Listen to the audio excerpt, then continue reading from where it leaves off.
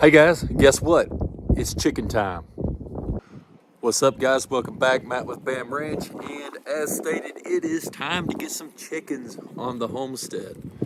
And if there's anything that I've learned, it's whenever you start a new project, whether that be a garden or chickens or whatever that is, get all your infrastructure built before you even start shopping for the things that you're gonna buy. In this case, it's chickens. So today we're probably going to get started and get a brooder built. And in simple terms, a brooder is just the little box you keep your chicks in until they, grow up and get feathers and they're able to go outside, and it just helps them control their temperature and everything while they're still young and somewhat vulnerable to temperature changes and whatnot. So that's what we're going to do today. We're going to get a chicken brooder built. Man, that sun is harsh today. We're going to get that built, and then maybe in the next video or two, we'll go ahead and go over getting the actual coop built. I haven't made any plans on what I'm going to get done yet. Let's just start at the scrap wood pile and see what we got. We'll get started from there.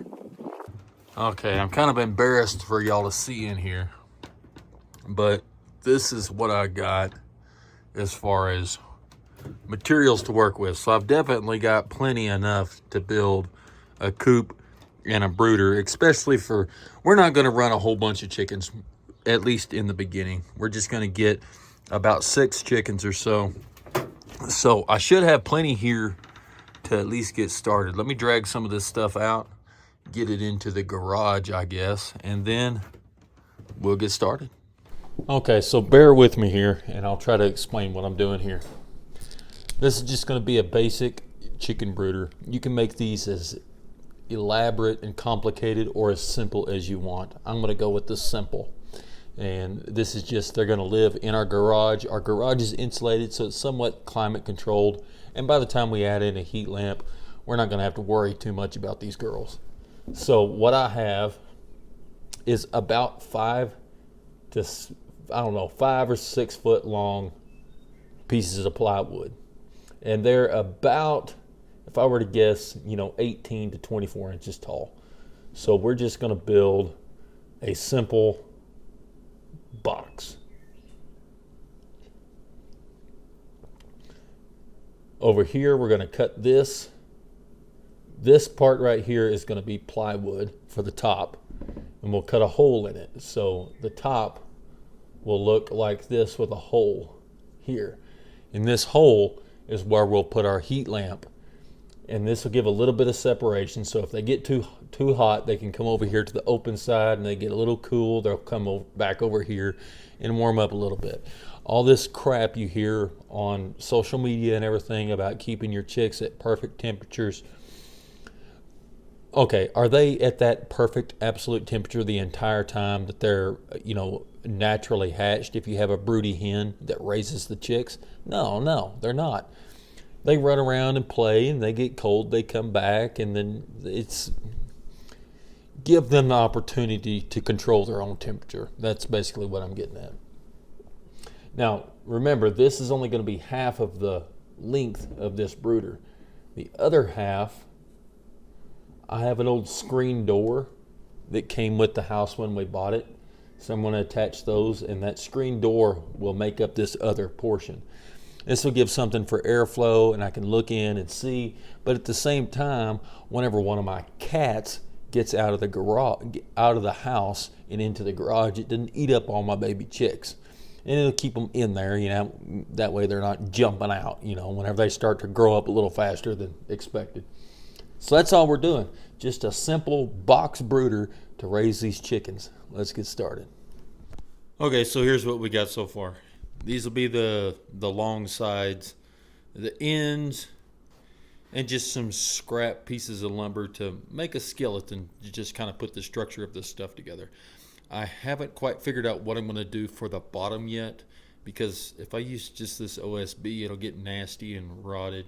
But we'll figure that out as we get there.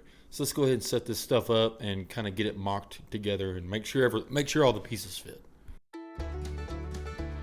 So as you watch me go through and work on this, I do want to say it looks kind of shoddy, and I understand that.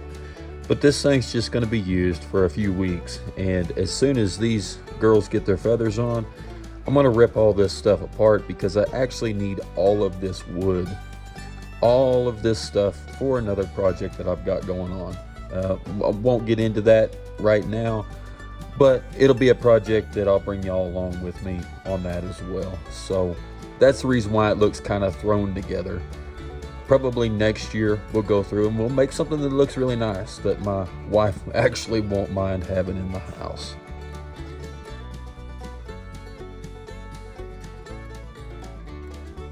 I'm sure the question will come up as to why we went with chickens first instead of a garden. And the answer is far more complex than just we wanted eggs. Yes, chickens do produce eggs, and as far as your cull birds, you get some meat out of them as well. But the thing is, chickens actually produce a lot of work. We've got some pretty poor soil conditions in the backyard. We have a fairly large fenced-in area where these girls are going to live. And it's big enough that they're not going to destroy the grass, but small enough that I'm not going to be hunting for eggs all the time. And chickens, what they do is they run around and they scratch the ground, and they eat the little bugs, and they're an excellent form of pest control with mice and ticks and other things like that. Chickens also love to eat leafy materials. They'll eat grass if they have to, but they love eating weeds and things like that. So they're a form of pest control. And the act of just chickens doing stuff that chickens do kind of breaks down all of the organic material, and they almost produce compost just as much as the fertilization that they do with the high nitrogen droppings and manure that they leave everywhere. And not to mention the fact that just chickens are fun animals to have around. It's kind of cool to come out there and hang out with them. In our situation, we're gonna have a little bit of, chickens crapping on the porch and whatever, but I think it'll be worth it. The kids are looking forward to it. So that's the basic size. It's probably 4 by, what is that, maybe 4 foot by 2 foot, thereabouts. It's not exact dimensions, but like I said, this is just the scrap that I had laying around. We'll go ahead and brace it across the center with something just to give it a little bit of rigidity on both the top and bottom. Just cut a piece of scrap. I'll lay it in there about the center and nail it off from both sides. So I found another piece of scrap. I'll go ahead and attach this to the top and start forming the top of this thing. And this is what I'll cut the hole in to make the hole for the heat lamp. There's a ton of things that we need to get done around here, and really I'm looking forward to this summer when it's not just so cold I can't make it outside and get some of these projects done. And luckily we've got some of these materials laying around that didn't really cost us anything, that the previous owner left behind. So I'm gonna get a lot of stuff done with this scrap wood that they left. Still got a lot of stuff we need to do, but we just take it one at a time as we can get to it. This plywood came from like a washer stand for a washer and dryer whenever we bought the house. And it's put together with all these pin nails. I'm just gonna go through and try to pull them with the dikes, and if they pull, they pull. If not, then I'll just clip them off. I'm not gonna put too much effort into it.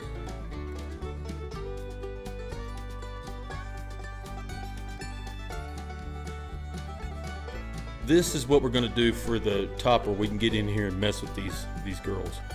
This is an old door that was at the house when we bought this property, and they just use it kind of as a decoration.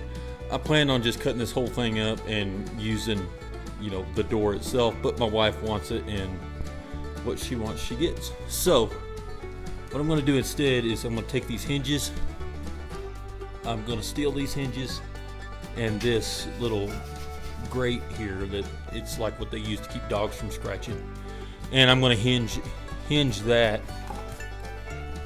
here on the edge of this thing so I can get in there and then keep it closed, keep cats and stuff like that out of it. We'll have to kind of make up a little frame for it, but that's okay. We can do that. There's no doubt this would be a lot easier, faster, and look a lot nicer if, you know, I just went and bought some hinges. But I'm trying to do this with the stuff that I have around, you know, reuse everything rather than throwing it away, and put some life back into some of this old stuff that would otherwise just be trash.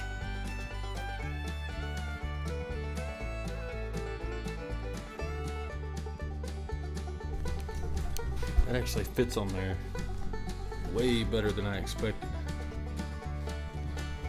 It's perfect in this dimension. So actually what I think I'm gonna do is I'm just gonna find a piece of plywood to fill that hole, and then attach this so I can hinge it up. I wonder, should I go this way? I think I'm gonna go that way. I think I'll do that way. I did a lot of this off camera, but let me show you what I finally kind of came up with. These hinges are spring-loaded door hinges for a screen door. They're incredibly too strong, and this grate, they just bent like crazy. So I had to come over here and had to sandwich it between some plywood to stiffen the grate up. And then I was gonna come up with something real fancy and elaborate to close in this end where that didn't reach. And then I thought, hey Matt, don't you sometimes say that, you know, things that are complicated are not useful? I'm like, yeah, you know what? That does sound like something I say. So I just did something simple. There we go. We can get in there, do everything that we need, and then this, just a simple latch to keep it shut. This doesn't have to be anything extravagant. One thing to remember, this right here, as soon as these chickens are done and moved out to the coop, I got to rip all this apart because I need this lumber for another project, and y'all will see that as it comes. Now for the bottom, I have some heavy sheet plastic, and I'm just going to put that on the bottom. I'm not going to attach it right now. We'll do that when the time is needed, but that's what I'm going to do for the bottom. And then the only thing we have left is to cut a circle up here for the heat lamp. That way they can get over here if they get cold. But anyway, that's it. And this thing is just going to sit in the garage until these chickens get their feathers in a couple weeks, and they're going back outside.